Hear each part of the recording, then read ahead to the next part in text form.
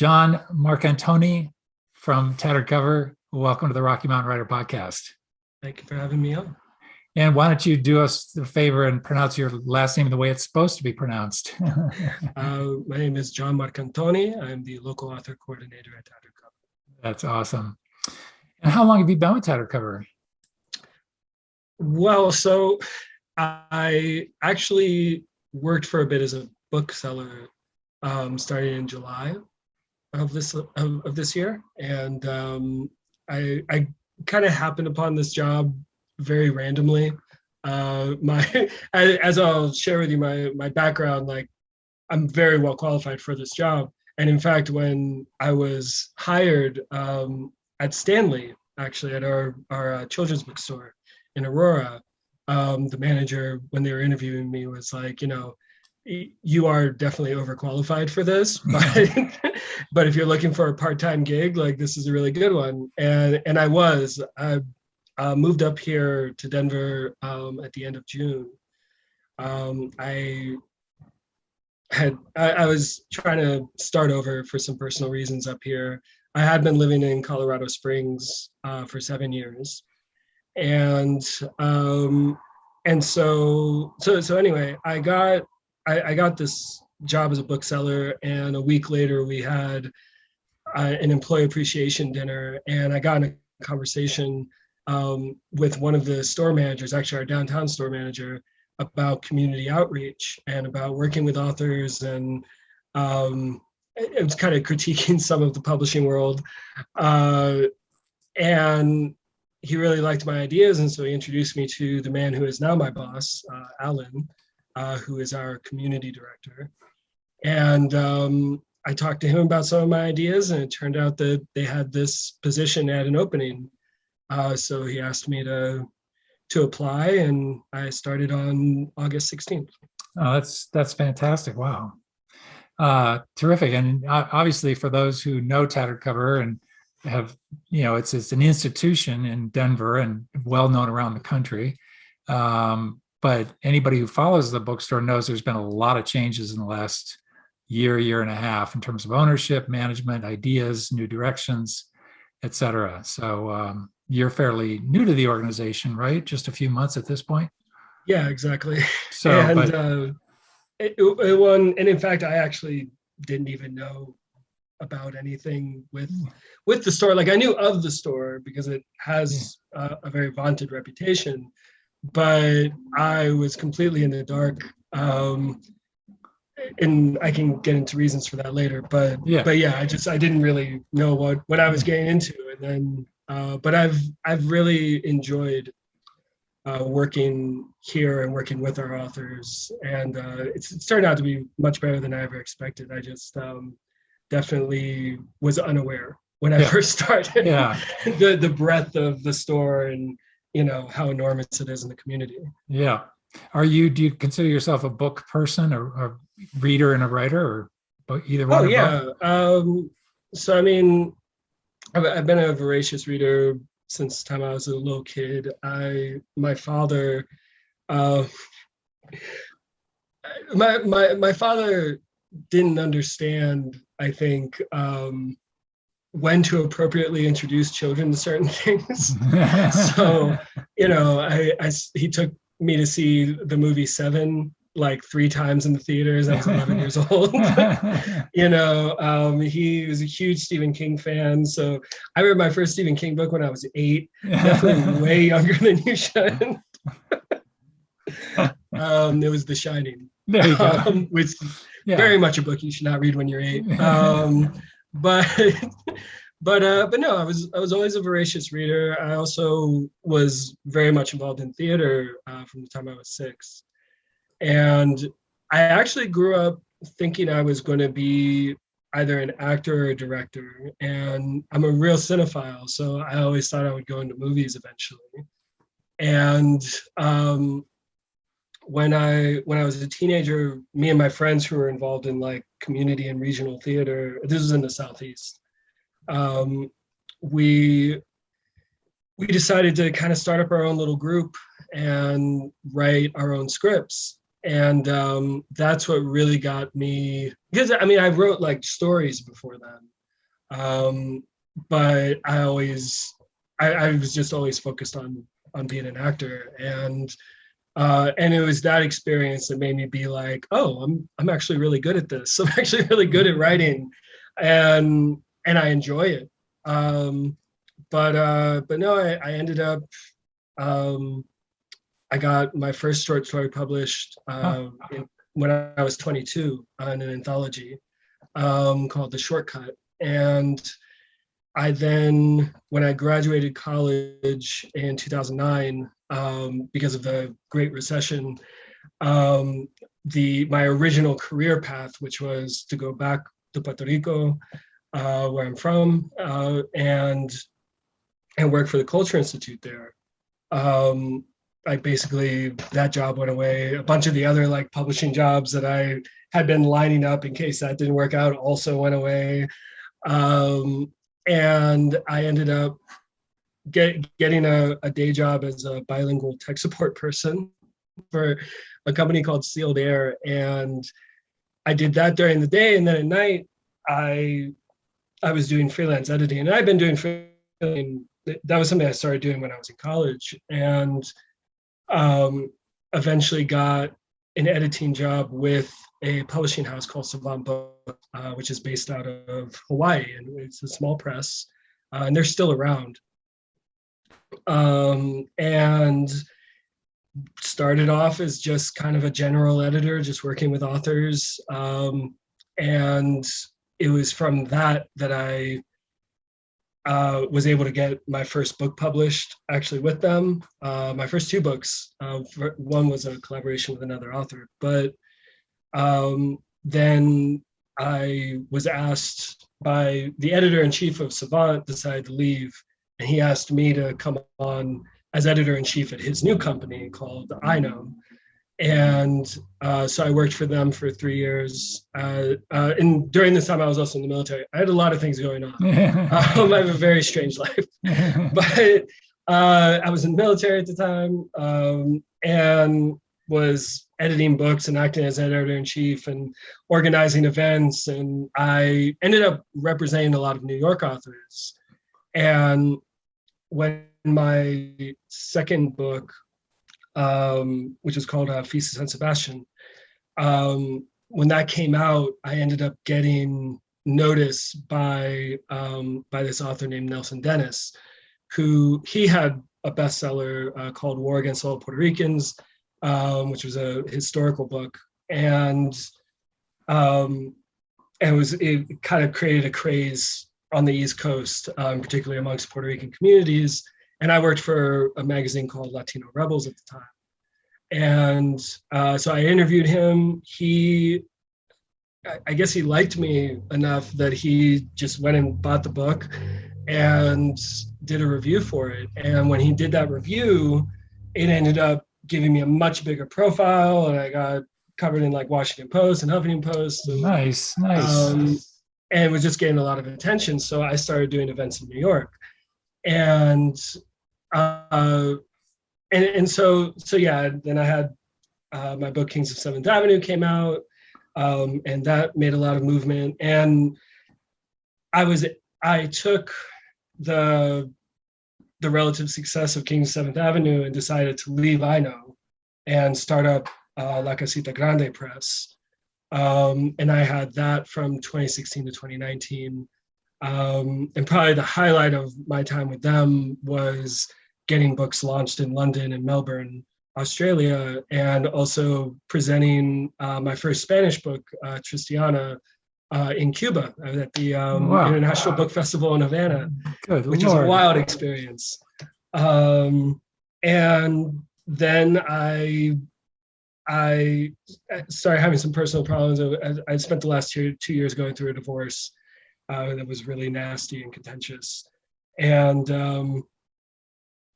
And I actually walked away from the book world. I actually wanted to I wanted to go back to theater, and was trying to do theatrical productions. And a production of my play Puerto Rican Nocturne was going to open last March 2020. And its opening night was the night that they closed everything. Oh boy. And then I tried to resurrect a couple other theatrical productions, doing them using the different provisions of COVID, and those kind of blew up in my face. And so it's funny. I kind of walked away from the book world, and now I'm back in the book world again. Wow. So I feel a little bit like Michael Corleone in Godfather 3. You think you're out, and then they pull you back in. So that's Wow. kind of the situation I'm in. Wow. So you have tons of experience in and around books, in and around plays, in and around theater. That's terrific. And so I have to ask, is La Casita Grande still going? Is that still a thing? So I mean, the company is still active in theory. It's now called LCG Media. So what I wanted to do is I wanted to do multimedia projects that incorporated literary content into them.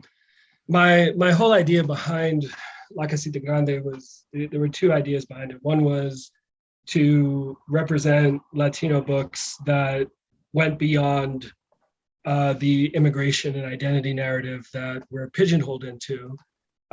Show that we can write any kind of story, much like what you see in Latin America. In Latin American literature is varied, and it's in every genre and every type of story, but Latino authors in the US, both the industry limits them and they limit themselves. And so I wanted to create a platform that could allow writers who were frustrated by the status quo to try something different. And I always had a vision that was more multimedia and more forward thinking, because we live in a visual age. We live in a time where the majority of people, and particularly like my kids' generation, I have an 18, 12, and 9-year-old, and like their generation, they might read books, but it's not their primary source of media. That's not their primary thing that they spend their time doing. Right. They're on TikTok, they're on YouTube. So I felt, and I still feel this way, that part of the publishing model that is outdated is, well, we rep your book, we put it out there, we're just concerned with bookstores and fairs and conventions. But if somebody wants to adapt your book, that's separate from us, and you have to find a movie studio, and you have to get a producer. Right. That's all separate from the publisher. Right. And I feel that is an enormous missed opportunity, because as a publisher, you have an enormous amount of intellectual property, and instead of selling off that intellectual property, you should develop it, because what drives book sales more than anything else is it being adapted into a movie or a TV show. Is it going to that visual medium? That is what gets people. Oftentimes they'll be into the series or into the movie, and then they'll go to the book. And there's a lot of examples of that happening. Sure. And so I was like, well, what if we actually develop this small indie press into also being a producer? And so, we also had plays. We had books that we were trying to develop into podcasts. And the idea being like, well, if you can adapt this into a podcast format, then that can gain an audience to where you can adapt that to another medium. And same with trying to produce theater. And, I had limited success because I didn't have financial backing, really. I mean, I was basically funding it while working as a field service engineer. And, just kind of putting my own stuff into it. Occasionally I'd get a donation from some people, but I'm not well connected in that way. Yeah. But I think the impetus behind it of we got to start thinking of books in a different way. Right. And we got to look at new ways of engaging audiences. Like that's still very much a passion of mine. Yeah. Wow. Wow. Terrific background. Sounds like we could talk for hours just about all of that good stuff, but it sounds like an interesting model too.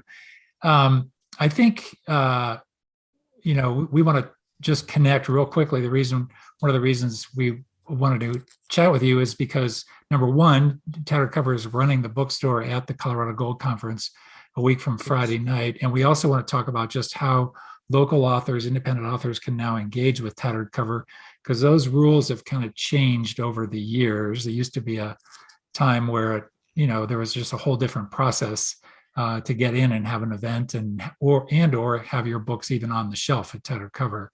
But and so let's start actually with that. Can you bring us up to date with Tattered Covers? How do you engage with independent authors today who might approach you and say they want the books on your shelf at Tattered Cover and perhaps maybe hold a launch event at the store or one of the stores? Well, we have, first of all, there was the matter of this program is completely starting from scratch.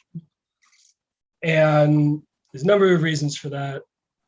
But I would say the main reason for it is we wanted a program that is efficient, that is accountable, and also one that we have room for growth, and it's growth that's manageable. So as a result of that, I put into place, there's 2 submission periods. And that is, right now we're in the middle of one. We're recording this on October 5th. So September 10th to October 10th is the fall submissions. And it'll be that every year. And then the entire month of March, March 1st through 31st, will be the spring submission period. And so I have a query that's on our website. If you go to tatteredcover.com/local authors. And that query has 5 questions. There's very distinct reasons I have those questions, which I can go further into, but needless to say, it's 5 questions pertaining to what the book is and what your plans are for marketing. And then of course, like a visual of the book. And I'm limiting the number of authors per submission period to 50. The consignment period itself is 3 months at a time. You have to show that you can sell 1 book in that 3-month period. And then it carries over. And once you're in the program, it's actually like really flexible to where, if you have multiple books, it's like, well, listen, you can sell me the first book. And then after that 3 months, we can bring in the second book and we can build up a following.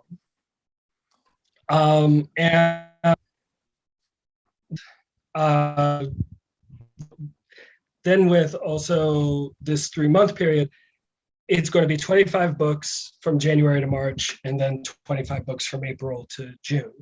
And that's that April to June is still including the books that we're keeping from January to March. I didn't quite get the difference between the submission periods and what happens outside the submission periods, the 50 versus the 25. I didn't quite get that.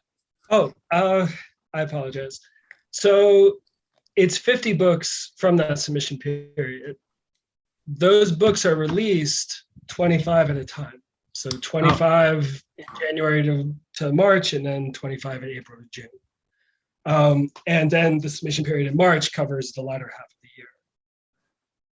So it's 50 books really per year that you're taking on? Per 12 months? No, it'd be 100. Oh, okay. It'd be 100 total. Okay. Yeah.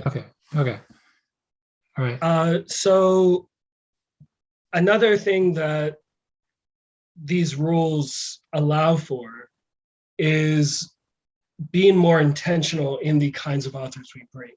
So what I'm trying to achieve is an equilibrium, or as close to an equilibrium as you can get, in different genres. Also in making sure that we have Black and Brown authors represented, and that they make up a sizable portion. And also trying to get newer writers who are on their very first book, try to give them a leg up as well, and mix them all in with more seasoned writers. And so by working with a small number of books, we're able to manage that much better than if I just had like 500 books that I had to somehow figure that out with. Right. Now, these are, is this whole process open to, and in the past, Tattered Cover and independent bookstores in general were a little less likely to work with an Amazon-only author. Are you open to Amazon published books? Well, honestly, Amazon published books are much easier for us to do on consignment in terms of inventory. So a shift from the previous program, because if you look at the local author displays, like at a Colfax store, you see traditionally published authors who are living in Colorado alongside indie authors. Right. And one of the big shifts that we're making come January, when we start stocking the new books, is if you're a traditionally published author and you're from Colorado, you're going to be in the rest of the store. You're not going to be in this section. This section is solely for indie and self-published authors. Gotcha. And what about IngramSpark and going through a distributor as a self-publisher? You use the IngramSpark platform, which allows you to be ordered by Tattered Cover, one assumes, one is told. I know it's worked for the books I've published in the past, that Tattered Cover can just order them in. I don't need to drive them over in a box in my car. Is that a distinguishing point for you at all, or? So there is a peculiarity when it comes to the Ingram books. And I don't want to bore you with the details of it too much. It's one of those things that it's just like a void that you go into if you talk about it too much. Yeah. But essentially, the most simple way of explaining it, we use an Ingram-based system. It's called iMerchant. iMerchant doesn't differentiate between books that are sold on the web and books that are sold in the bookstore. Now, with regular traditional books, that doesn't create a problem. But with consignment books, it does. And so, as a result, the books that are available on Ingram, we have to get all the books from the authors. So like the authors have to bring in the books. They order it from Ingram, that's fine, but they have to bring in the books. And we will be keeping those books in Colfax. The reason for this is because I have to manually account for them. I have to do hand inventories for them. Now, even if the book, yes, day-to-day is at Colfax, you can do an event at any one of our stores. So if you're a children's author or YA author and you want to do it at Stanley, then we can just move those books from the shelf, put it over in Stanley, and then bring them back. It's not a problem doing that. But as far as like the day-to-day, Ingram books have to stay at Colfax. So basically the authors have to do the fulfillment end. They have to bring those books physically to you, as you just said. Yes. Okay. And that is a part of our system that we are trying to figure out how to more appropriately address it, to make it easier on authors and make it more convenient. But we're just not there yet. All right. There may be, let's say there's an author in Colorado Springs who wants to have his books or her books carried at Tattered Cover. Can they ship them to you? Yes, they can. Okay. Yes. All right. And this is where, if they order them off of Amazon, you just very easily have it sent to my office at Colfax. Right. Right, right, right. Wow. So you're going to get a lot more than I would think. You're going to get a lot more than 100 books a year requested. That's going to be some Oh, decision. Yeah. oh, even in just the submissions for this period, I have over 100 Yeah. Yeah. submissions. So that is a lot of decision time for you. Yes, it's a lot to sift through, and initially I thought I was going to be able to kind of get through them really quickly, and found I found I was wrong. So it's taking me a little bit of time to get through all of them, but Yeah. I'm Yeah. getting Yeah.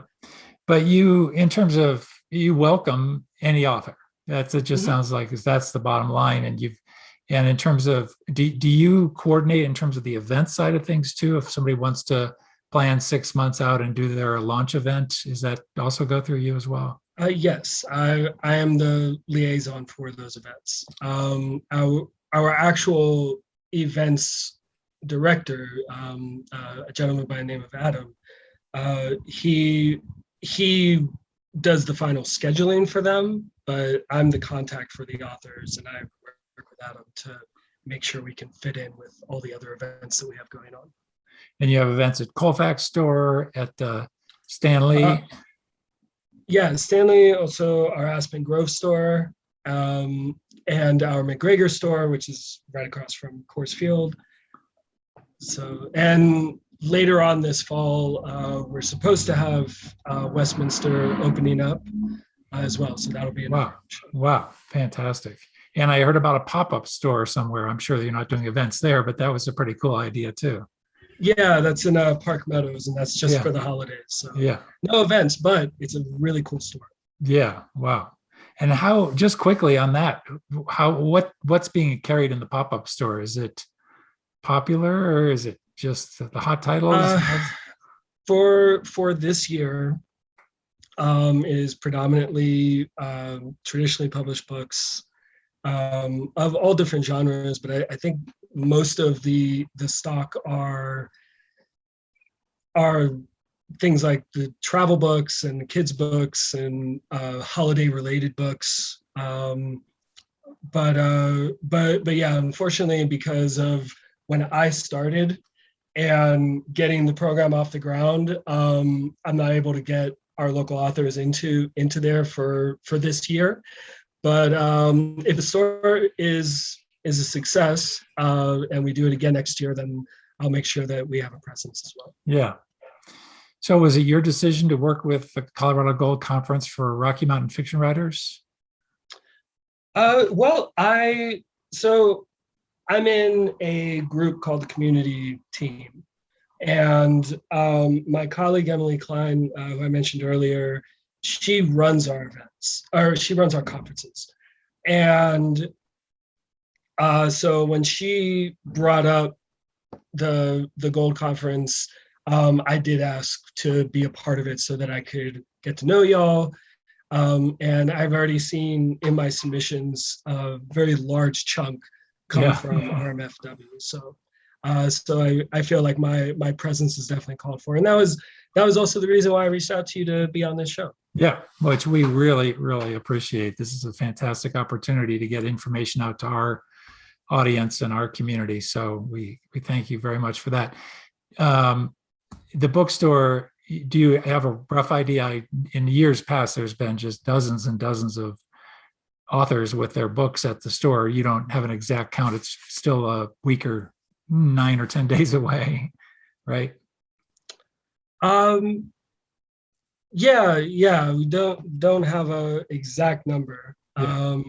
It'll definitely be a lot. One thing that I do want to let your audience know is part of my program with local authors is to be more active in how we engage the community, how we work with authors.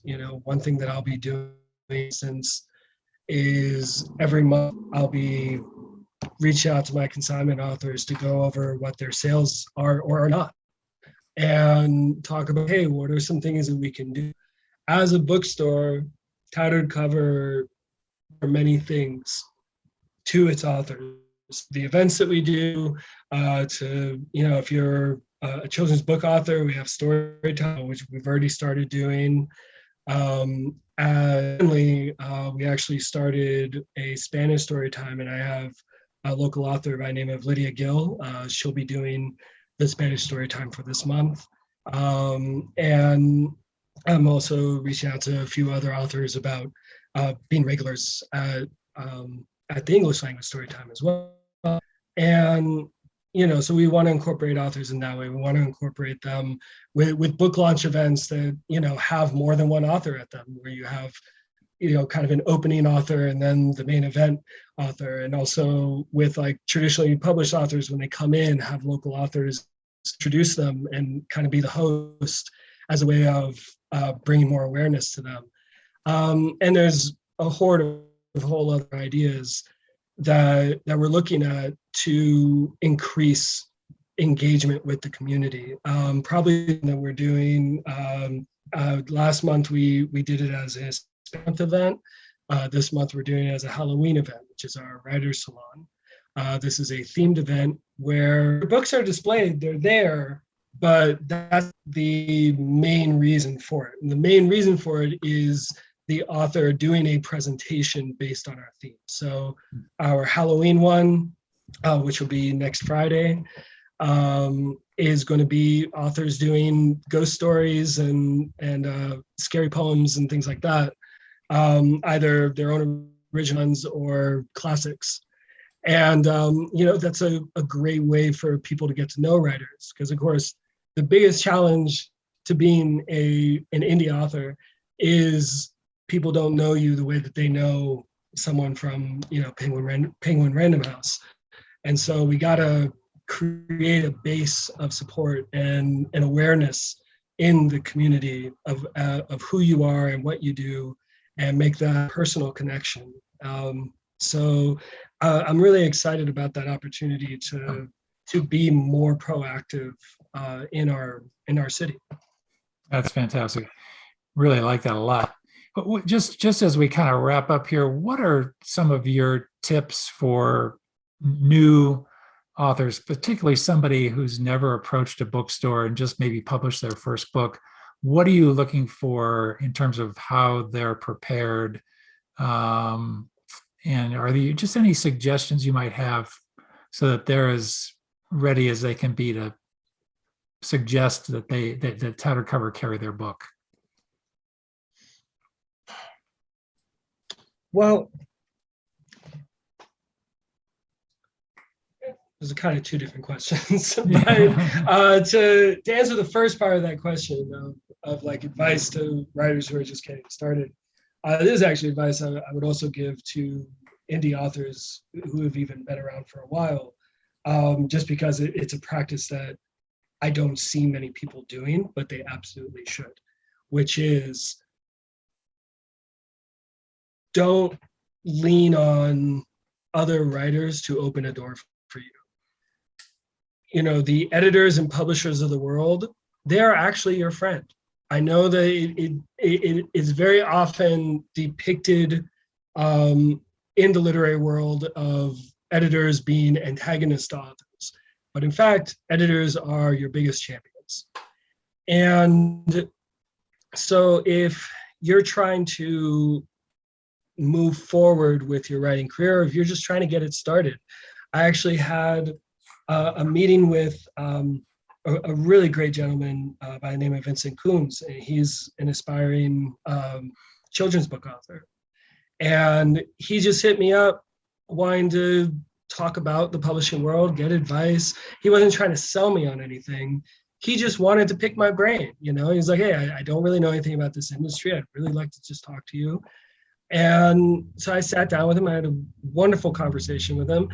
And he is someone who, because he sat down with me as a person and got to know me as a person, when his book does come out, which it looks like it will be in the spring, he will absolutely be in my consignment program. Absolutely. And that also is the way that publishers work too. And with indie presses, you have a real opportunity to connect with editors and with publishers directly. So my biggest piece of advice there is